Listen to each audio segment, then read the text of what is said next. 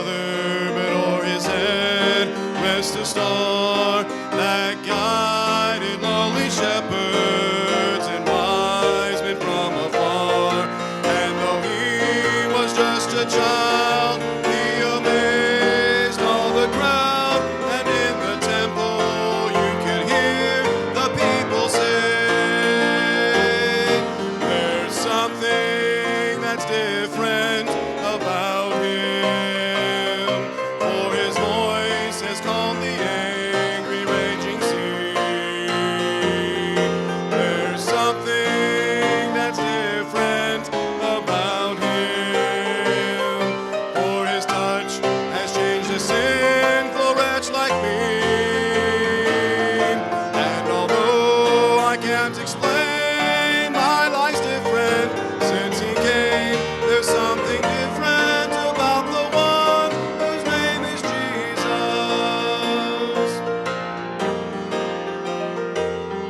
Some say he's just a prophet, others say he's just a man.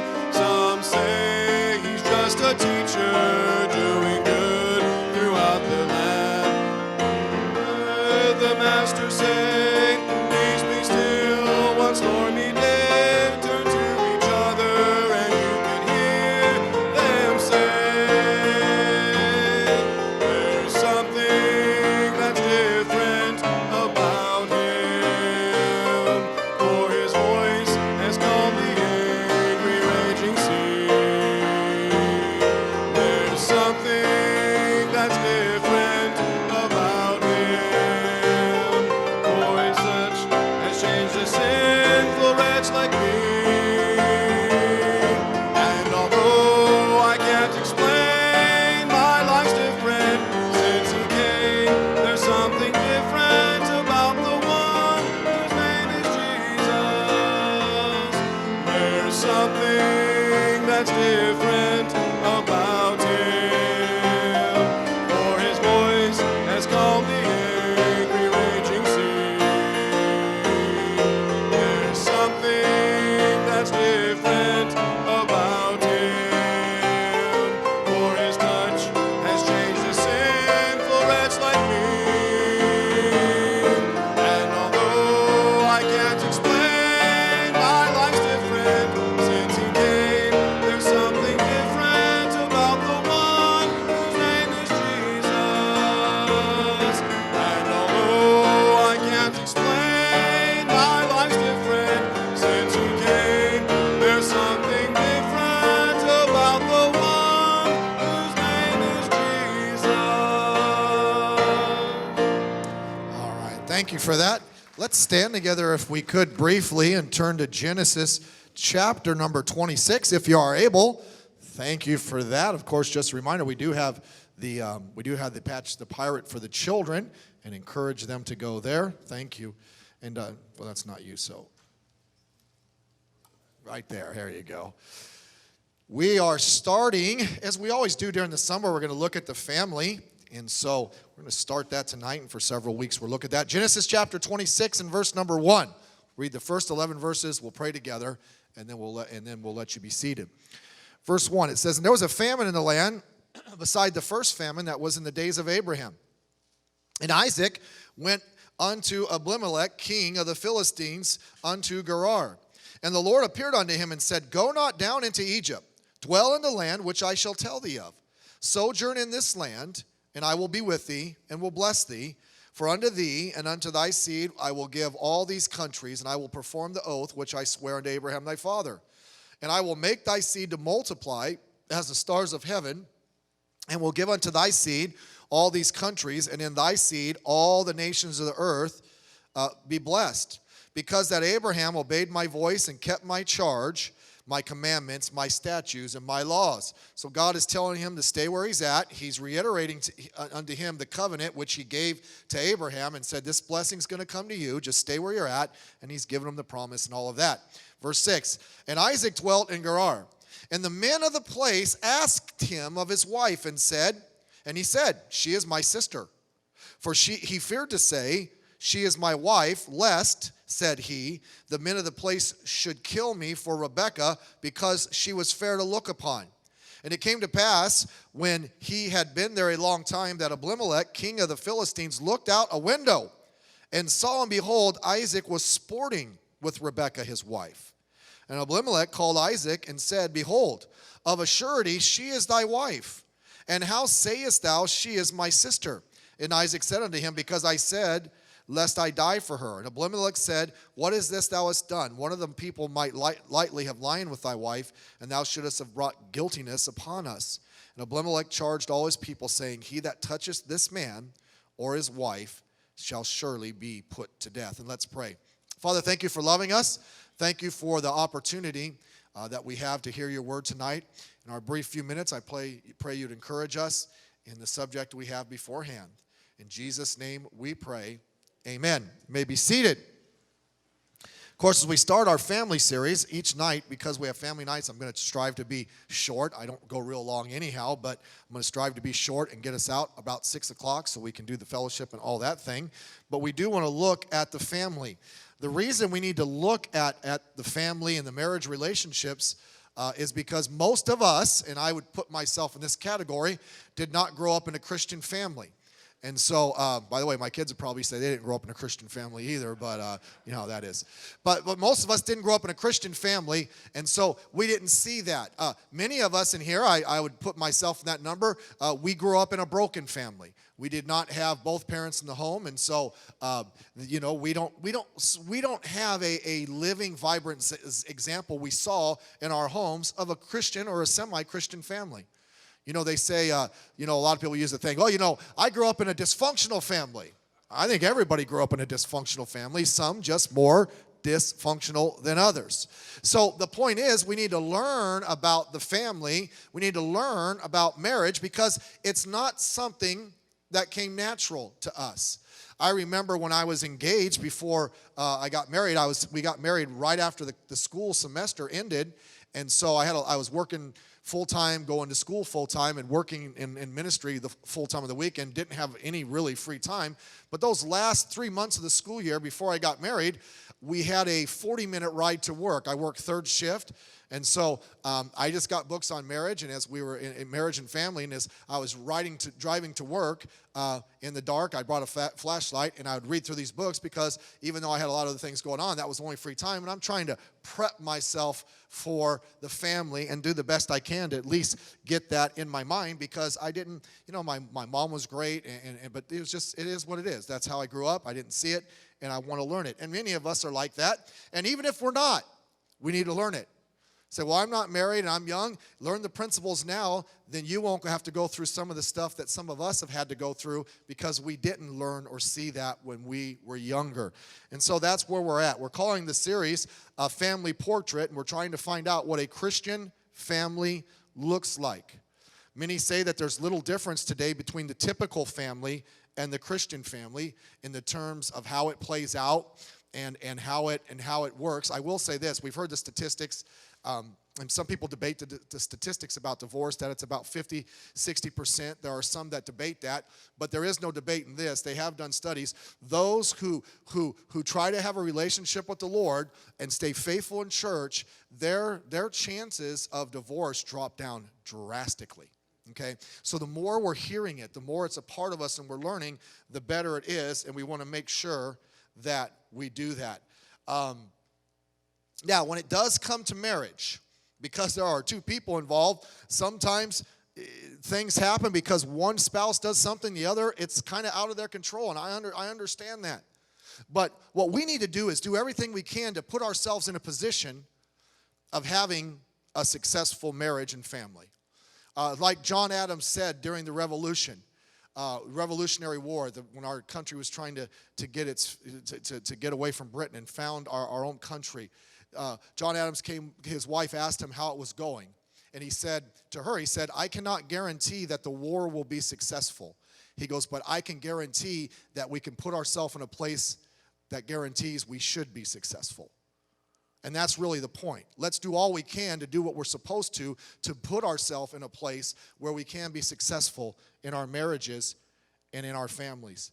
Tonight, as we start off, we're going to look at really, I think, other than the Lord, the foundational relationship in the family, and that is the relationship between the husband and the wife. That is, after all, isn't that where the relationship, the family started? The family started when a man and a woman got together and got married, and the family started from there. And that relationship is the core relationship. The success of your family overall, the success with your children, really, the one thing you've got to be able to point to is say there's a strong marriage relationship in that family if that thing is going to go. And that doesn't happen on accident. That relationship must be guarded. That relationship must be cultivated. That relationship must be worked on. As we read the text, there was a famine in the land, so Isaac goes to Gerar and to sojourn at that time. God kind of lays out for him and tells him, this is going to be the land one day you're going to get. This is what I've promised to Abraham and your seed after you. And he says, just stay here and dwell in the land. As he is in the land, he realizes these people are godless and they're wicked.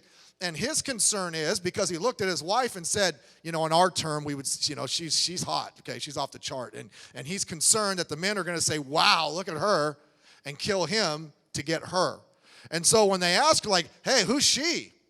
Instead of saying, that's my wife, he says, that's my sister. Now, by the way, where did he get that from? Anybody know? Got that from his dad. Dad said the same thing about Sarah. Now, when his dad said it about Sarah, she was quite a bit older, so she must have taken care of herself or did Botox. I don't know what she was doing. Okay, but he said, wow, she is off the charts, and they're going to kill me for her, and so I'm just going to say she's my sister. Well, after a while, one day they're in town together, and the king just happens to look out the window, and he sees them. And Brother Pichardo, I don't know what they were doing. The Bible uses the word they were sporting, okay?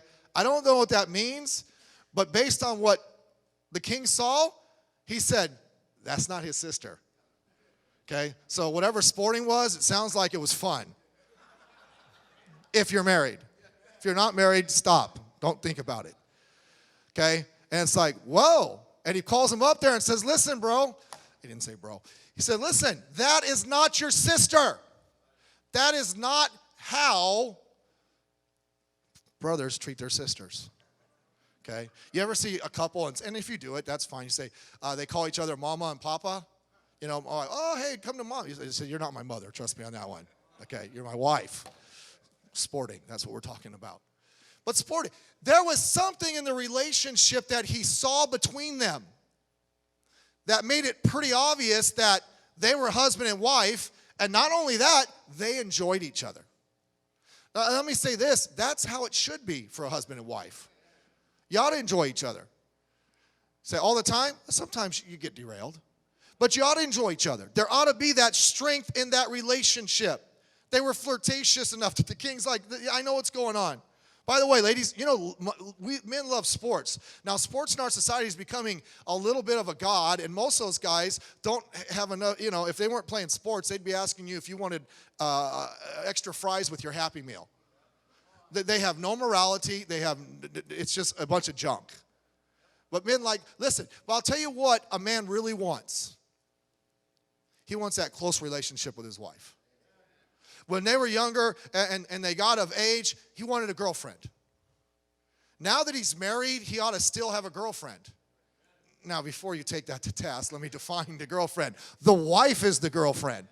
Okay, so let's make sure. Brother Meyers said I could go have a girlfriend. It's like date night. Have a date night every week. My wife doesn't approve anybody I want to take out. No, I meant take your wife out. That's what we're talking about. But there's something about that relationship that ought to be enjoyable. There's something about that relationship that ought to just be fun. It ought to be exciting. It ought to be real. But we kill it, don't we? Some people have said, referring to the verse, that that's man's favorite sport, his wife. By the way, ladies, you ought to want that close relationship also. The problem is, although we know we should have that close relationship, although we know that's the foundation of a marriage, we more often than not don't have that relationship. But you can. But like anything else, you got to work at it. And if you're going to have that close relationship, there's some things you need or can do. This is going to be very practical. It's not earth-shattering. I think it'll be helpful. I'm going to look at two perspectives tonight.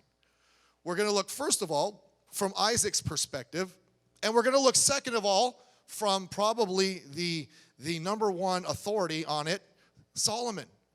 First, I want us to look at two things from the life of Isaac we ought to have in that relationship. By the way, it ought to be close. It shouldn't be, I got to go home to the old lady tonight. I hope she's not your old lady. Okay, by the way, if you call her old lady, you wonder why she acts like that.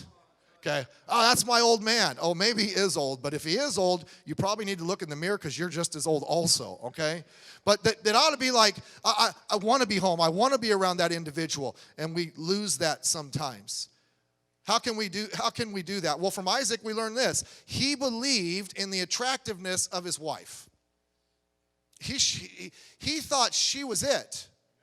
By the way, every married man and every married woman, so it's not just for the men, at one time you thought that about your spouse. You thought they were the greatest person in the world. He thought she was so beautiful that if he went into that city, that the men would see her and automatically kill him so they could get at her. That's how beautiful he thought she was. See, what happens is we get married, and that attraction, that love we have for our spouse, we start to let that wane. Say, look, what about him lying about his wife? The action was wrong. He shouldn't have lied. But I like the attitude behind the action. It's like, that's my wife. She is gorgeous. Now, he shouldn't have lied about it, and there's a little bit of, I guess, a sissiness there if you think about it. I mean, he probably should have said, if they're going to kill her, they have to go through me first. If they're going to kill me, well, they're going to have to go through him first anyhow. So I was like, bring it on. But he thought she was the greatest thing in the world. In the Song of Solomon, chapter 1, verse 8, and we're going to look at the Song of Solomon in a few minutes. He says this, if I know not, O thou fairest among women, go thy way forth by the footsteps of the flock. Solomon, in his courtship here, says, she is the best looking person in the world. Listen, you were attracted to your spouse at one time. You need to stay attracted to your spouse. See, the problem is what happens, we start looking around. By the way, you have no right to look at others. Okay? You're married. And by the way, let me just say this. As you get a little older and your wife has children, you have no right to compare her to some 20-year-old that hasn't had a child in her life. And by the way, oh, but she's more beautiful. Okay, but her attitude is different too. Okay, quit looking around. You ought to be grateful for the one that God gave you. And you can stay attracted to him if you want to. Be nice and kind to each other. See, we just, you know what the problem is? We look at too many soap operas and too much garbage on television. We do. You see some stupid thing and this married couple and they see their old boyfriend, they realize how happy they could have been and this one's making me miserable and it's all me, me, me, me, me. By the way, that is not how life works. You don't meet somebody and everything's in upheaval and 4 days later you get married, you're going to live happily ever after. No, misery's coming. There's a reason those type of shows don't have sequels, because if they did, it would be Divorce Court with Judge Judy. Okay, that's not how relationships work. Relationships take time and they take effort and they take couples working at it if they're going to stay that way.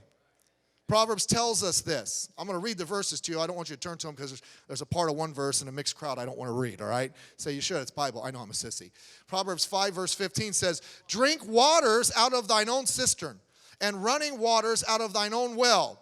Let thy fountains be dispersed abroad and rivers of water in the streets. Let them be thine. Let them be only thine and not strangers with thee. Let thy fountains be blessed and rejoice with the wife of thy youth. In verse 19, I'm going to read the back half. Your homework, couples, go home and read the first half and have a good time. Verse 19, and be thou ravished always with her love. He says, listen, don't go looking somewhere else. You have what you need right in front of you. That's called your wife. And if you're married, that's called your husband. Be excited about them. Listen, don't let anything take that love away. We had a wedding yesterday, Brian and Erica, and they're out of town now, and I hope they have a great time. And we have Edgel and, I was going to say Ariel, not Edgel and Ariel. Edgel and Titi are getting married in a month. Okay, and then in November we have Joy and Chris. And then we have a couple others. I don't know if the dates are on the calendar yet, so I'm not going to say anything. But listen, they are in love. They are raring to go. If they're still in that kind of love 5-10 years from now, it's because they've worked on it. And by the way, you can be in love 5-10 years from now. You can be in love 30 years from now. Dr. Hawking, how many years have you been married? Are you still in love? Oh boy, good. 60. I'm not even 63 years old. I could be your son. Would you like to adopt me? Thanks, Dad. Okay, still in love. Listen, but you have to work at it. You have to believe your spouse is the greatest thing in the world. Here's what's hard about that. You live with each other. Right? I mean, before, you got together and everything's wonderful, and she goes home, and you go home to your house, and they go home to their house, and everything's still wonderful. Listen, when you got married, you're both going to the same house. So you see everything. You know everything. But can I just tell you something? That doesn't mean anything. Yes, there's frustrations. Yes, there's irritations. But that relationship can be great if you want it. Realize what you have. I like what God was going to take Ezekiel's wife away. Okay. Hold on. That was not a prophecy from God, okay? God told me, Ezekiel, you better get your glasses out. Oh, you have them. Good. Okay. Let me retrace that, PA man. Ezekiel in the Bible, the guy Ezekiel that lived hundreds of years ago, God was going to take his wife away, not Rosie. Okay? But look at what Ezekiel thought. Ezekiel 24:16, Son of man, behold, I take away from thee the desire of thine eyes with a stroke. You know, how did he describe his wife? Said it was somebody he loved to look at. He must have thought she was good looking. He must have thought she was it. She must have thought, oh boy, because they worked on it. And so believe in that. Number two, next underneath that, he believed in the importance of that relationship. You know what's very telling about Isaac than his father or his brother or his sons? He only had one wife. He only had one. Abraham didn't. Jacob definitely didn't. Yeah, a lot of them didn't. He had one. It says when he first met her, and it was kind of an arranged marriage, it says right off the bat he loved her, and I guess we can look at it and say, oh boy, he did. There was a very important relationship. Husbands and wives, make sure you understand, and Brother Mike Johnson said this at the couples retreat, the most important human relationship you have on this earth is with your spouse. Nobody else. Not your children. Don't let those little boogers cut in on your marriage. Okay? By the way, you let them distract your marriage, and then later on they split, and you guys are left at the house looking at each other like, man, they blew our relationship 20 years ago. Don't let them do that. So they try to get involved, say, you get out of here, you'll be out of the house. You'll be out of the house long after Mom and I are still together, and she's it, and you're second. You say, my children won't like that. Actually, children like that. They like that the parents are striving to have a good relationship.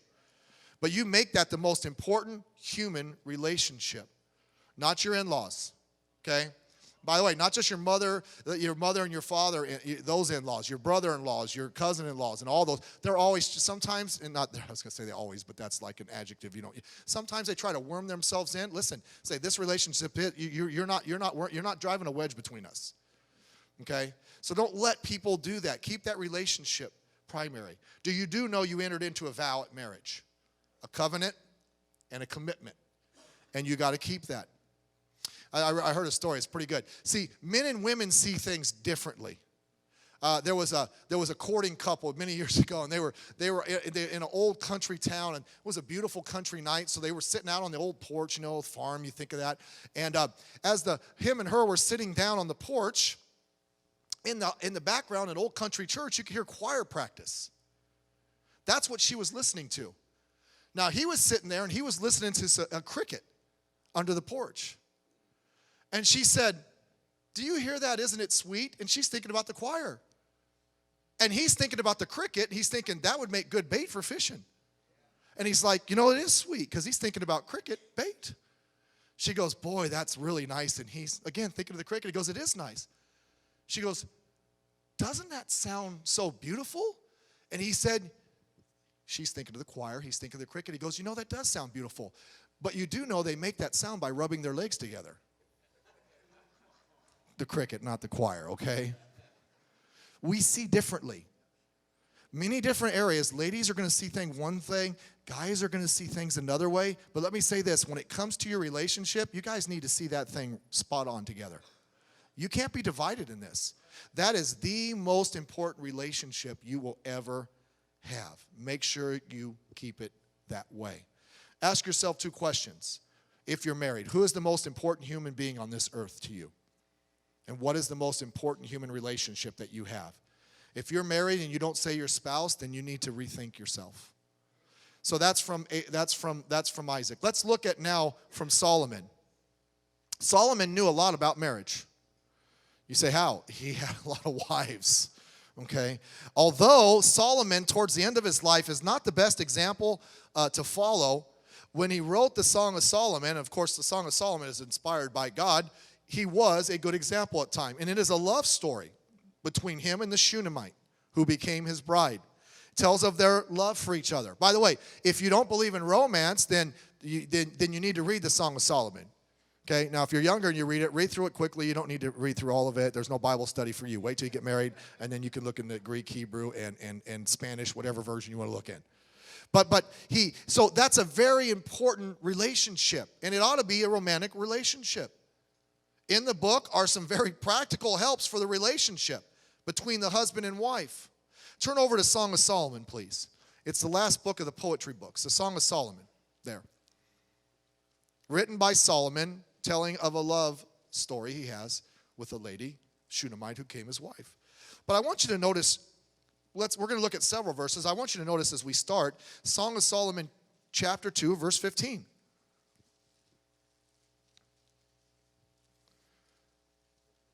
It says this, and by the way, I've heard a lot of messages on this, and I've heard them so far out of context, it's not even funny. It says, take us the foxes, the little foxes that spoil the vines, for our vineyards have tender grapes. Now, they spent a lot of time in vineyards. They both kind of like that, but in the analogy of marriage, they're using it here. I've heard people read this verse like, it's the little foxes that spoil the vine, and they're like, it's this, and they'll apply it to all kinds of stuff. But in the context, it's in the Song of Solomon, which is talking about what? The love relationship. The relationship ultimately between a husband and a wife. And so what really is the principle here? It's usually the little things that destroy the marriage. You say, well, there's big things that happen. Usually the big things happen because the little things aren't in order. And when the little things aren't in order, that builds and builds, and the big things start to come. And because you've not done the little things, you can't correct the big things. And so he's saying, be very, very careful for the little things. Don't let them wedge their way in. Don't let them get a foothold, because they'll ruin the whole vineyard. They take out a little at a time, and they ruin it. And so we need to be very, very careful about this. What does Solomon tell us about several things, and we'll be done in a few minutes here, about what we can do to keep in love, and as Isaac did, we can keep sporting together as husband and wife. I would say this: work on building a strong, deep bonding love, a bonding love. In Song of Solomon, chapter 1, verse 7, he says, tell me, O thou whom my soul loveth, where thou feedest, where thou makest thy flock to rest at noon. For why should I be as one that turneth aside by the flocks of my companions? He is just in love with her, down to his very soul. By the way, if you read the Song of Solomon, it said, man, those are some mushy things that don't make a lot of sense. They don't in our context, but in their context, in their day and age, I guess that was the romantic thing to say. But they had a deep, abiding love. Love is a commitment to each other. When we get married, what happens is we start to let other things creep into that commitment and start to kind of chop away at that love we're supposed to have for each other. Sometimes guys get the mentality, I've conquered. I'm married. I got that off my checkoff list, and she's in the bank. banks sometimes go bankrupt. You know that, right? Sometimes there's a run on a bank and there's nothing left. You better be very careful about that. Ladies, sometimes you take other commitments in the family and the children and all the things of life, and you let those eat, and it kind of takes away from that main relationship you have, which is your husband. We must have commitment. We must have that strong relationship. How often do you tell each other that you love each other? I heard a story, it was a true story, about 25, 30 years ago. There was a chaplain for the Dallas Cowboys, and one of the wives of the players came in and said, you know, my husband and I were struggling mightily. He never tells me that he loves me or he cares for me anymore. And so this chaplain had guts, because this football player was a big guy. He went and talked to him about it. And the husband seriously said, you know, when we first got married, I told her I loved her, and nothing's changed. It's like, I don't need to tell her anymore. That doesn't work. Believe it or not, they actually want to hear it. They actually want you to let them know that you care about them still. See, if you're not doing that, you know what you're saying? I'm taking this relationship for granted. I'm not trying to build it. I'm not trying to make it stronger. We need to make sure we do those things. If you love each other, you think about each other. By the way, you get to know each other well. The longer you're married, the more you ought to get to know about each other. You know, what they like and what they don't like. It's like, you know, we have the newlywed game or whatever. We'll do it at the thing, or the oldie-wed game. Like, I used to be the host, and I'd ask questions. Sometimes I'm like, look, I need to introduce you to. You don't even know each other. Okay? And that's a joke, because we ask funny questions. But listen, you ought to know things about each other. Now, sometimes we use those to bad advantage, don't we? We know what irritates our spouse, and so if we're trying to get to them, we'll do that thing that irritates them. But we ought to know what they are so we can help them, and that's the way we show them. Know each other, meet each other's needs, become best friends. Listen, you used to love to go out. Now you're married, you never go out. And don't use the children as an excuse. Pay for a babysitter. You need time. Well, we're already married. Why do we need, we're together all the time. Listen, outside of the family, outside of the house, outside of the responsibilities, outside of the children, you need time together. That's the most important responsibility. That's the most important relationship. You got to work on building that love. And so often we don't. We ought to say complimentary things to each other. Look at Song of Solomon chapter 1 and verse 9.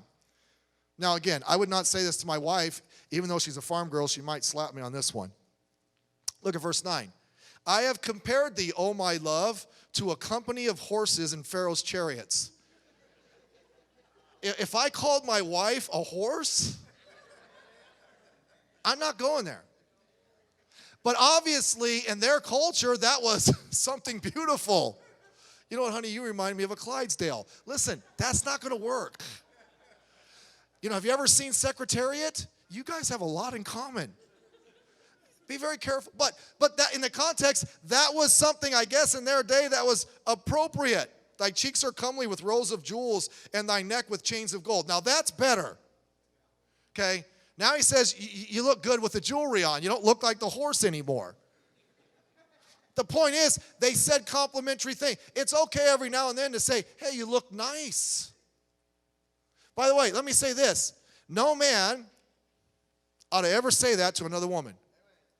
Oh, that dress is off the hook. Listen, if your wife finds out you said that, your head's going to be off the hook.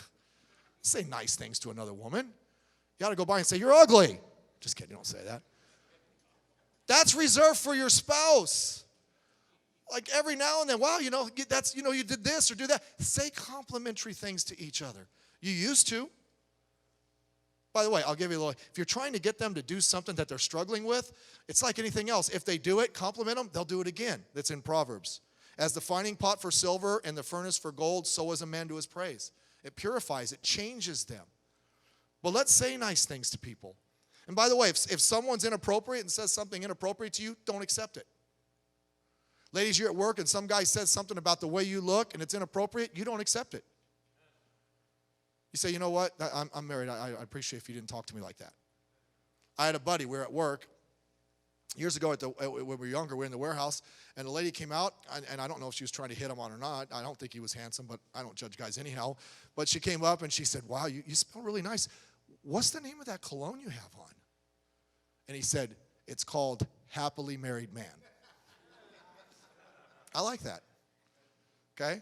But don't you give compliments to each other, but don't take those from people, and be very, very careful what you say. Okay? I think we ought to be clean and neat and look the best we can for our spouse. Smell nice. Proverbs, look, Song of Solomon's 1:3. Because of the savor of thy good ointments, thy name is an ointment poured forth. Therefore do the virgins love thee. He goes, you smell good. Now, I joke around. The grandkids come over, they're running in the backyard, and they do all kinds of stuff, and they'll come over, they want to give you a hug, and it's like, man, you smell like a yak. Now, I don't know what a yak smells like, but I don't think it's good. And they smell awful, and it's like, they've been playing outside, and we'll baptize them, and they'll be fine, but I joke around with them. But listen, can I just tell you something? You shouldn't do that with your spouse all the time, okay? Look, you did that before you were married. Why can't you do your best? Now, I'm not saying you need to walk around your house in high heels and, a dress and all that 24 hours a day. Okay? But, listen, you ought to also not look like you just fell out of a garbage truck either. Okay? If you're working, I understand that. But you ought to want to, when you're doing things, at least smell nice. And don't use the 5-gallon stuff, all right? But you want to be, the point is you want to, look, what happens is, if you go to work and if you work in an office, everybody in the office is at their best. Okay? And by the way, don't fall for that, because if you went home with that person, they wouldn't be at their best either, all right? They'd smell like a yak. But I'm just saying, we get fooled, but listen, let's be our best for each other. Let's do what we can. I think we ought to also have regular times together, alone. Song of Solomon 2:10. My beloved spake and said unto me, rise up, my love, my fair one, and come away. He says, you know what? We need to get away. And you do. The marriage relation requires that you get away alone, as we've already mentioned when we talked about date night. It doesn't mean you're always just sitting around the house. Find reasons to be alone together. Find reasons to get away together. We have the couples retreat every year, and I know sometimes your work schedule, you can't come. But if I was a married couple, if I could swing it, I'd do it. Okay? Say, well, we have the kids, and you have to worry about, listen, the kids are the kids. They'll be fine. Get someone to watch them and get away with your spouse. Maybe your anniversary. Get away. Pick a day. I heard someone say this one time. It's not practical for all of us. All of this isn't practical for me. But he gave a little outline. He said, number one, daily, at least spend time talking to each other alone every single day. Just daily. He said, weekly, have a date night. Out, away together. And then he said, monthly, have a day where you guys just get away for the whole day together. Now, with our work schedules and all that's going on, that one to me, you can't do. But there's at least once or twice a year, my wife and I just take a day and we're out together the whole day alone. One of them's our anniversary. If we can squeeze another one in somewhere, we do it. Okay? It's what we do. Why? I don't want to be around the kids all the time. I love the kids. I love the grandkids.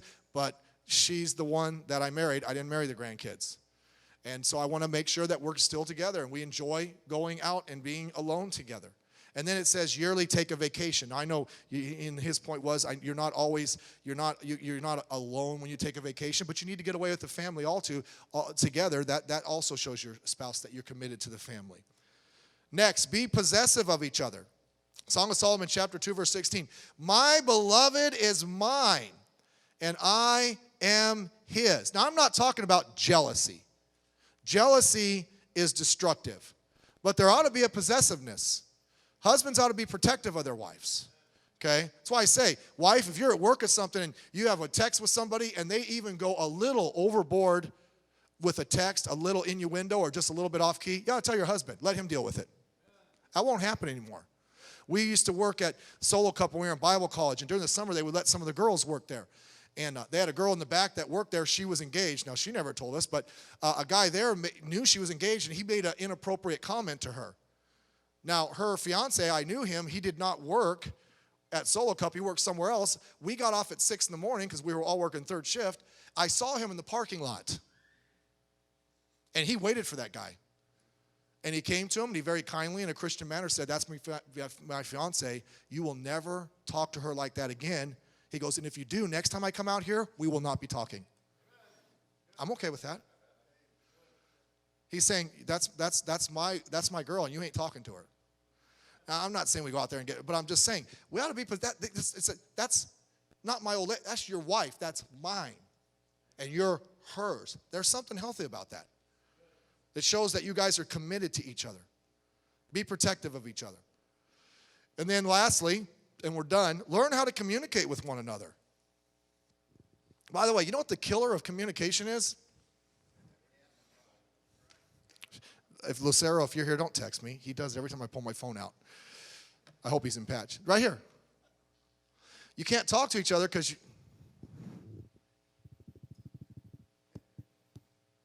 maybe I'm just not busy enough. I don't get a lot of text. I know other pastors, and I pick them up at the airport and stuff, and they're constantly on the phone. I think I've just trained people. If you have an emergency or you need something, I am there. But if you don't bother me with text. Now, sometimes they'll send me some funny things, and I'm okay with that. But you know what I'm talking about. My toenail fell off. Pray for me. No. It'll grow back. I don't need to pray for you. Okay, now, if my wife left, pray for me. That I will. Let me know. But your toenail, just go to the doctor and deal with it. Okay? And I'm not being facetious here, but we spend so much time on this thing. And so, look, you need to actually, look, we do it. We were with my wife, we're in the room one night, and we're there, we're already laying down, and we needed something, so we'll text one of the kids in the other room. It's like, why get up when you could just text them? Hey, bring me a glass of water. My wife, we're sitting there laughing at each other like, are we really that bad? And I'm like, you know what? It works. It's better than opening the door and saying, hey, bring me some water. Just text them. Bring me water, and I want ice. Okay, I won't tell you which one of us did it, but it's the one that wears dresses. Okay? But let's communicate with each other. That means talking. All throughout the Song of Solomon, they're talking. In the Ladies' Journal magazine, they surveyed a bunch of they had a survey of the ladies that read their magazine. They said, what are the biggest problems in marriage? They gave two. One of them is money. By the way, I can bear witness to that. Not personally in my marriage. I'm saying I've talked to enough people. And the second one they said is communication. The USA Today did a poll several years ago, and they asked married couples, what do you think is the number one key to a good marriage? You know what they said? 85% said the key to a great marriage is communication. That's talking to each other. The sign that you are in trouble is when you quit talking to each other. When everything's held inside. That's the sign that you are in big, big, big trouble. What are two things that kill conversations? One of these is usually a guy problem. The other is usually a lady problem. And we'll end with this. The first one is nagging. That is primarily a lady problem. Guys can nag too. Always get, yeah. Like I say, and it's true. And it's wrong, Brother Bachardo, and I'm wrong, and I'll admit it right now, but it is what I am. If I wanted to do something, and I was thinking of doing it, and my wife were to say, why don't you do that? I'm like, nope, don't want to do it. I planned on doing it. I was going to do it. But the fact that you said it like that, I'm not doing it. So she gets it. She goes, hey, Steve, whatever you do not take that trash out. I'm like, I'm taking it out right now. Don't you tell me what to do, woman. So see, you can play this to your favor if you think about it, ladies. Proverbs says this, it's better to dwell in the wilderness than with a contentious and an angry woman. Or it says like water dropping is a woman that just nag. Don't nag, okay? Here's the guy, anger. This is a guy's problem. We just blow up at everything. And then it's like, why do they want to talk? That's probably why they nag, right? Okay, so we'll give you girls a little pinch there. But we both have issues that keep us from communicating. Let's just communicate. That's why you got to be able to talk. When you get to the point where you feel, I'm not going to even talk to my spouse about anything, that's a very dangerous place to be. Okay? Communicate.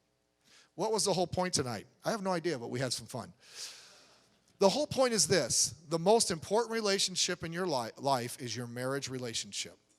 And it does us no good to talk about the family if we're not going to put the foundation stone in place. And the foundation stone is you, husbands and wives. Sometimes you have to rekindle it. You have to look back and say, you know what? We love each other, and this is why, and we've let this stuff get into our marriage. Let's clear it out. Let's fix it. You say, well, our marriage isn't what it used to be. Can I just tell you, it can be. You still can have that. You just got to identify the little things and start making the steps. And by the way, let me say this, and I am done. If your spouse, you hear something and say, aha, they're going to start doing something just because they heard that tonight. That's okay. Don't say that. I know why you're doing it. You heard that in church, okay? Don't listen. Take it. Throw them a bone. Say, thank you. It's like, you know what that means? It means they're listening. It means we're trying. It means we still care. We do want the relationship to go, and that's why we're taking a step, and you ought to be thankful for that and accept it. Isaac and Rebekah had a good relationship. Now, we're going to talk about them next week when we talk about child rearing, and it won't be so good. But their marriage, they were married. He didn't have another wife. He stayed with her. And they enjoyed each other's company. And that's what you ought to strive for in your marriage. You ought to strive for, you know what? I always want our marriage. And by the way, does that mean we never have bad seasons? No, you'll have a rough time every now and then. We're human. But as you look at your relationship, you know what? I'm glad I'm married to this person.